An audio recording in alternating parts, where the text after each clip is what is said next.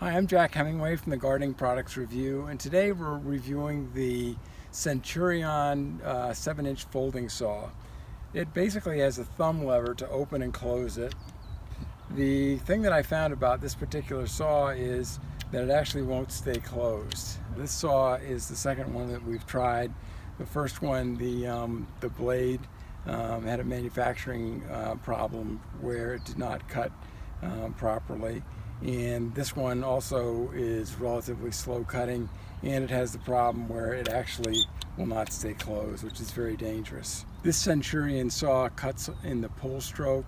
Also wanted to point out any other sort of special features. It has a rubberized handle. I do like that. It's very squishy and easy to hold on to. It also has a hook back here to hook your pinky in so that the saw doesn't slide when you actually pull it.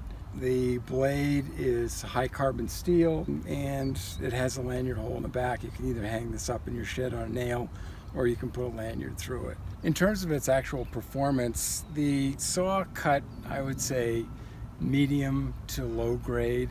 The original saw that we tested was very poor in terms of its cutting ability. These teeth have been re-engineered, but it's not the fastest cutting saw that we've used so far. So this is not a highly recommended saw yet.